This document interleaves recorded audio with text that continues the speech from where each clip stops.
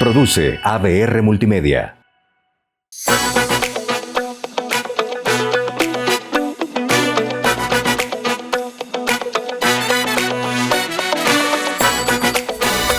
Hoy tenemos frente a nosotros a una mujer que ha atravesado una de las pruebas más difíciles que puede enfrentar una persona, la enfermedad del cáncer. Pero más que conocer a una mujer sobreviviente, vamos a conocer a una mujer luchadora. Está conmigo mi buena amiga Marielos Aquino. Hola, Vero. A quien le doy la bienvenida. ¡Qué alegría! Cantante, host, comunicadora y todo. Te voy a invitar a un café. Estamos aquí en Delicata, en un ambiente súper lindo, la verdad, al aire libre, donde ya hay muchas personas aquí disfrutando de los almuerzos deliciosos, las pizzas y demás. Aquí está Eunice con este café, que es de los mejores cafés, inclusive para despertar en el desayuno, que lo disfrutes mucho, María. Gracias por la invitación. Gracias por compartir en este espacio que, bueno, es de nuestro amigo que por años hemos estado compartiendo con él, también Delicat, un espacio tan íntimo como para poder hablar una conversación como esta, una entre amigas. Entre amigas, y sabes, Marielos, yo debo de confesar que tenía una deuda muy grande contigo, porque cuando me entero en septiembre del 2023, que da la noticia en tus redes sociales, que en mayo de ese año habías tenido el diagnóstico de cáncer.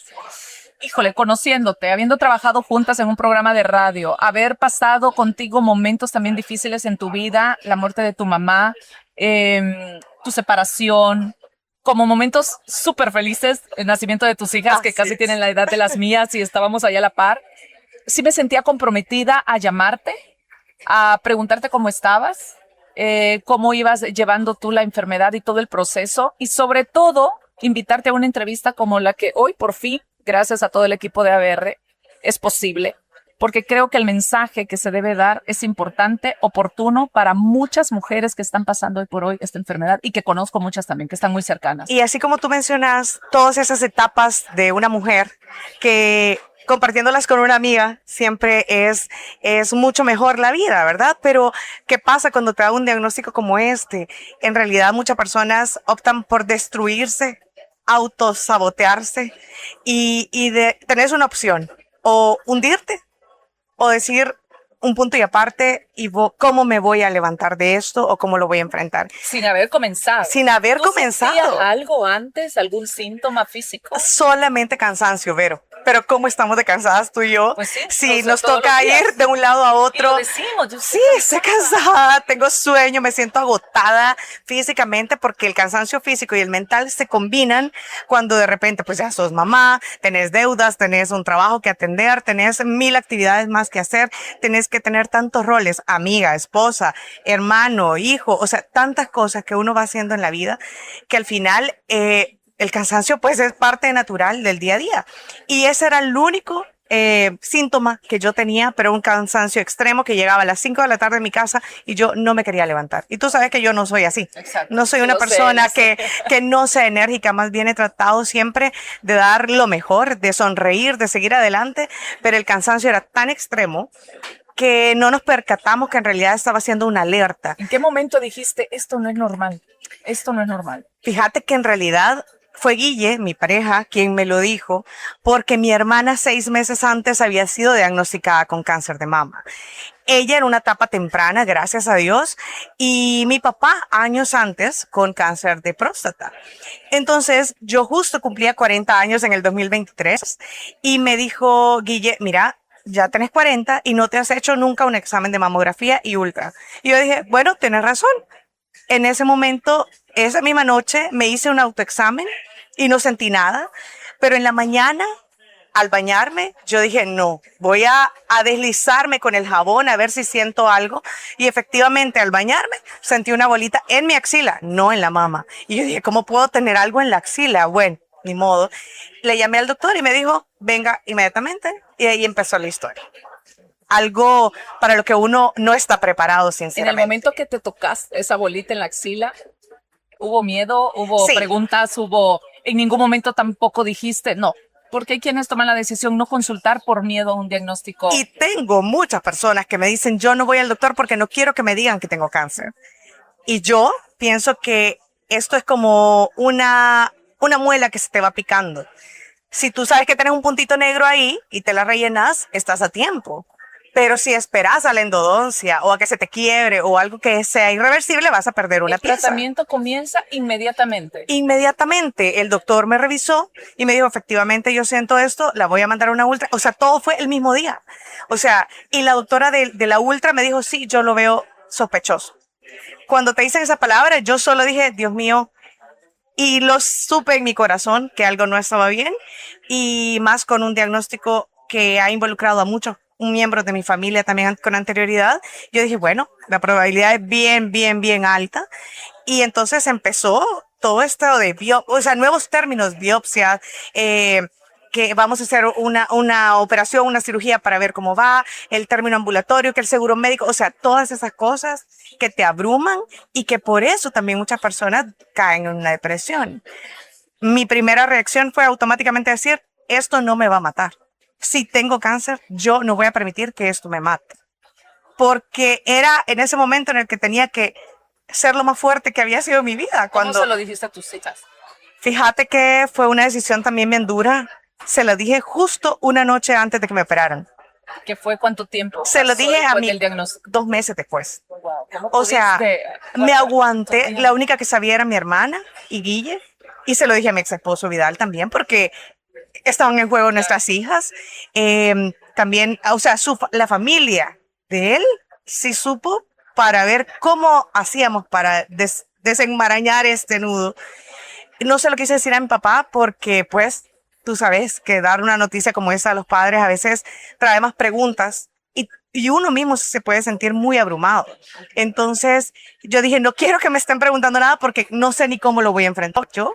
Entonces, decidimos hacer una reunión familiar donde estuvo mi ex esposo, mi pareja, mis hermanos, mi papá, y en ese momento decirles, ¿pero por qué? Porque yo ya tenía un plan de acción. Ya sabía cuándo me iban a operar, ya sabía que venían quimioterapias, o sea, tuve que empaparme de todo, de toda la línea de tiempo que seguía para poder entenderla, asimilarla y decirles, va a pasar, tengo esto, va a pasar esto, pero no se preocupen porque lo vamos a alinear de esta forma. Entonces fue la mejor forma en la que yo logré asimilar todo. En algún momento de todo el proceso, porque tengo entendido que no se quedó en un diagnóstico de cáncer de mama, ¿cuántos momentos de flaqueza, de falta de fe hubo? Mira, eso es duro porque bueno, primero que somos, digamos, personas públicas, ¿verdad? O sea, nuestras redes sociales, todo. Uno trata siempre de mostrar el lado más positivo. Yo trato de mostrarlo, pero te digo que he tenido 3 ataques de ansiedad críticos, tirarme al suelo a llorar sin saber qué hacer. Ver al cielo y pedirle a Dios que me haga un milagro. Porque como tú decís, no se quedó en la bolita en la mama, porque ese tumor llegó a medir 6 centímetros. Eso es muy grande, es una pelota grande. Y luego, el doctor no me había explicado, creo que no lo hacen para no asustarte, que con solo estar contaminado un ganglio, eso ya significa una metástasis, porque significa que mutó o migró del lugar donde estaba a otro punto que es importante. Los ganglios es el sistema de defensa. Y después se pasó a los ovarios cuando me quitaron la matriz. O sea, yo le dije al doctor, por favor, quítemela. Yo ya no la voy a ocupar, ya no voy a ser mamá, ya no, nada. Me habían inducido a la menopausia, que es algo también bien duro, porque no es un proceso natural, sino que te obligan con medicamentos a ser una mujer menopáusica a mis 40 años. Entonces, me salieron positivos los ovarios y después, ¿sabes por qué no me he dejado crecer el pelo? Porque yo sabía que esto iba a pasar.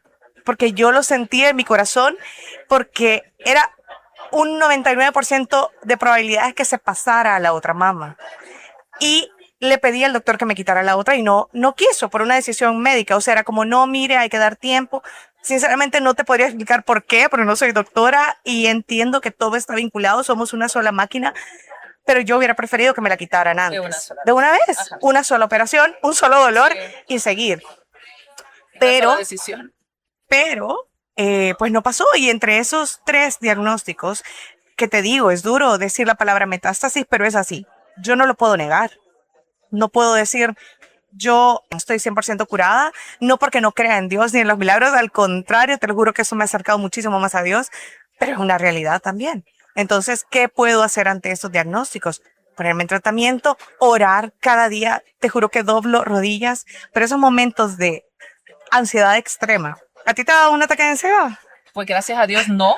Pues Sé que es es muy, muy difícil, sobre todo cuando no tenés la orientación. exacto. Uno lo dice, es como, ay, tengo Ansiedad. tengo ataque de ansiedad. Un ataque de ansiedad son palabras Mira, mayores. Y vas, te pones en tratamiento con eso. sí, tenés que estar en tratamiento psicológico, Claro. sobre todo porque eso es mental. Sí. O sea, eso es que tu mente te dice que tu cuerpo no puede respirar, que no hay otra salida y te puede dar Que en no puedes cualquier respirar. momento. Realmente sentí que no respiras. O sea, te puede dar en cualquier momento. Yo he ido a parar al ¿Te hospital. avisa?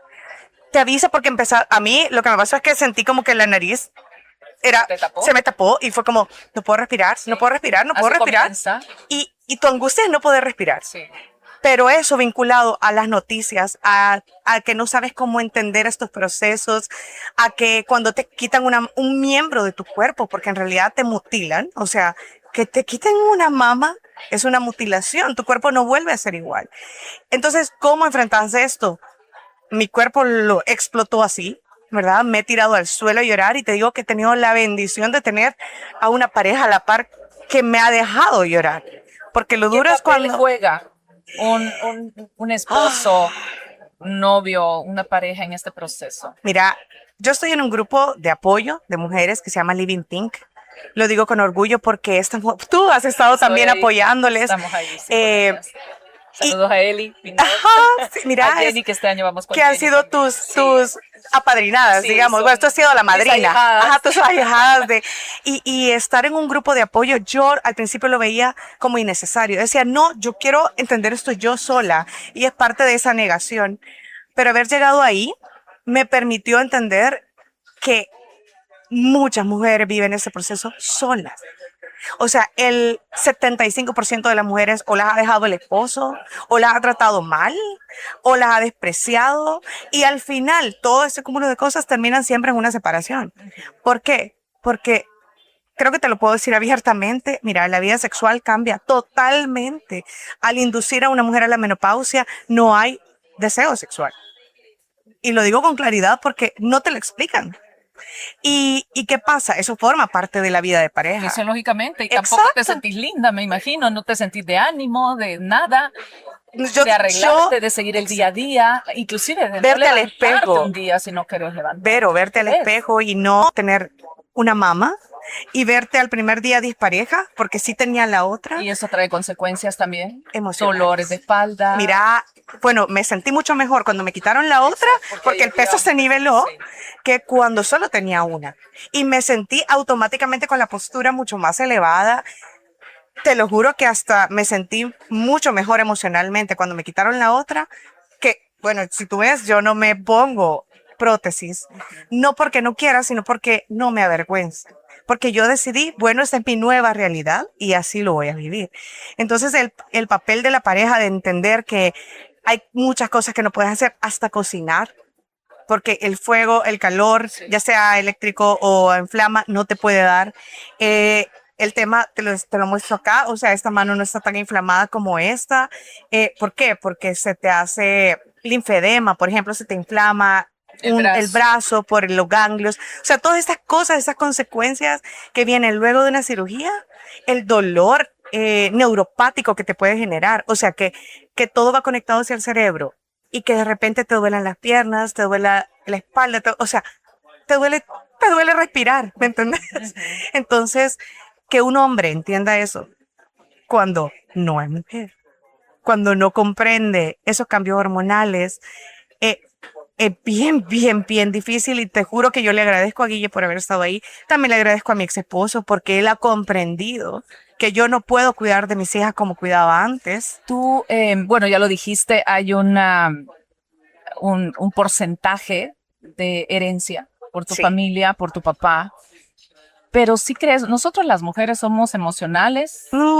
¿Sí crees que algo en tu vida Detonó. sucedió y fue como el factor precipitante para que se desarrollara un cáncer? Lo digo porque hay muchas mujeres que callan tantas cosas 90 segundos que estemos pensando en una sola cosa y nos esté martirizando, como decimos, y no lo desahoguemos, puede pasarnos factura a nivel físico. Y es donde vienen las enfermedades o los cánceres, que también juega un papel sumamente importante en lo emocional.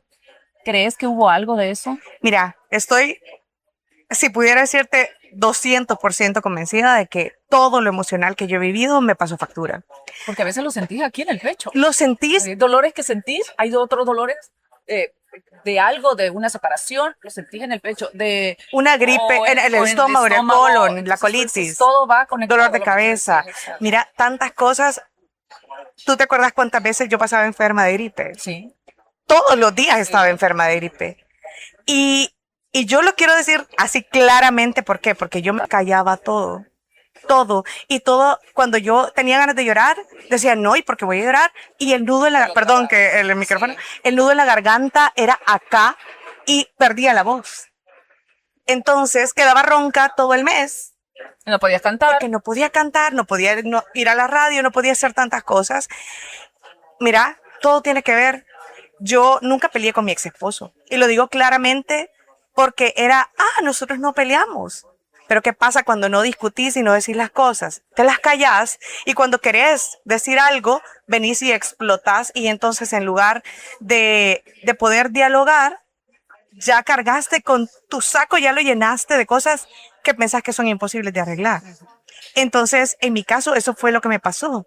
Porque nosotros nos llevamos súper bien con Vidal, hemos sido amigos desde los 14 años, pero nunca nos insultamos, nunca dijimos qué nos molestaba en realidad, y callarnos las cosas también nos pasó factura. Entonces lo digo sin vergüenza y sin hablar mal de él, simplemente era nuestra forma de enfrentar nuestro matrimonio. Luego vino la muerte de mi mamá. Antes de eso vino la muerte de mi mamá. Entonces, con mi mami, yo nunca tuve una relación tan cercana como la tengo con mi papá. Yo no sé si a ti te pasa eso, porque yo sé que tú has sido muy apegada a tu papá.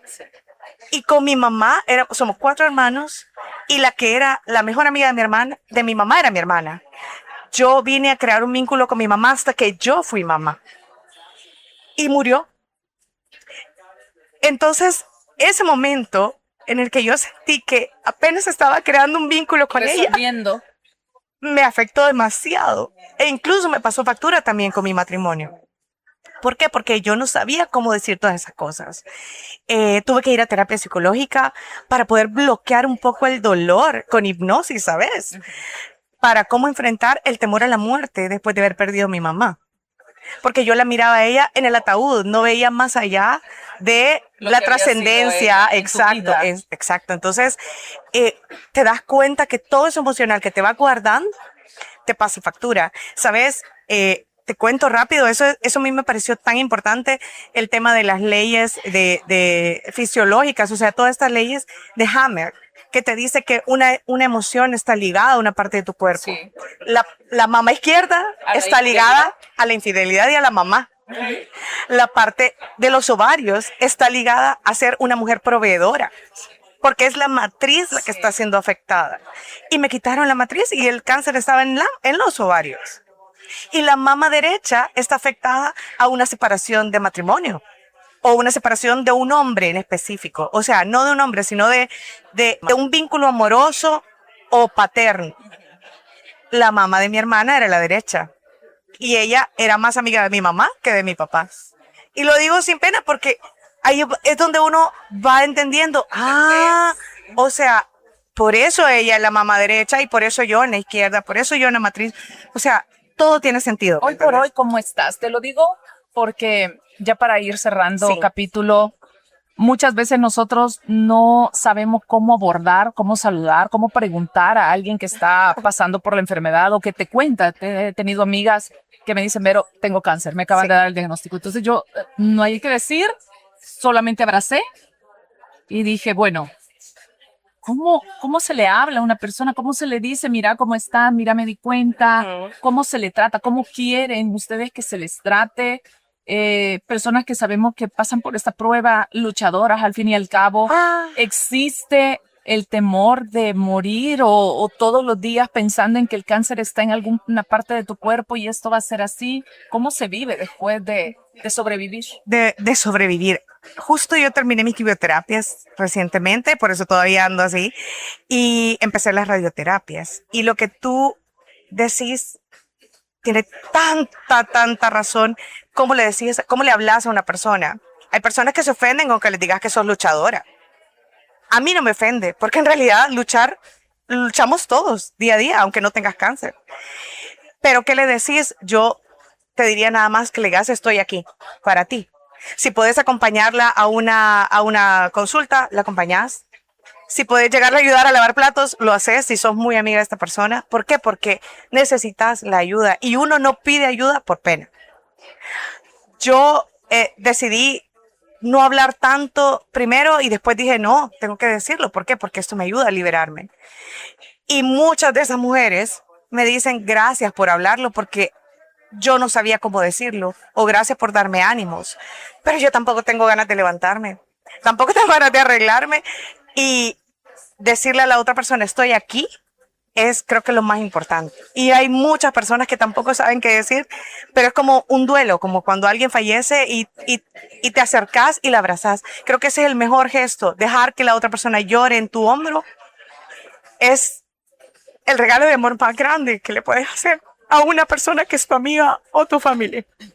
Te agradezco un montón, de verdad, que estés aquí. No dudaste nunca en decirme Nunca. si ahí voy a estar. Como te repito, era un compromiso para mí Gracias. el tenerte en una entrevista, en el programa, el que le llevaras tú misma el mensaje a todas aquellas mujeres que hoy por hoy están en este proceso. Como tú Así decías, es. es una lucha. En este proceso, a las familias que sepan lo importante que son, el apoyo tan importante Así que es. debe ser para una paciente, un paciente con cáncer. Solo te quiero decir una Dale. cosa antes, y es que no tenga miedo de la muerte. Yo tenía miedo de la muerte, pero el cáncer es una oportunidad para mejorar, para no irte de este mundo sin haber cambiado lo que estaba mal. Entonces, ¿cuántas personas fallecen de un infarto? ¿Cuántas personas fallecen en un accidente y no tuvieron esa oportunidad? Así que no veamos el cáncer como una condena, sino como un día a día que nos permite mejorar lo que venía mal en nuestro camino. En buena hora, bendiciones, el que ya volviste a tu trabajo esta semana. Gracias, Que pero disfrutes a tus niñas y a tu familia. Amén, De así verdad que será. Sí, gracias nuevamente. no tenga miedo. Adelante.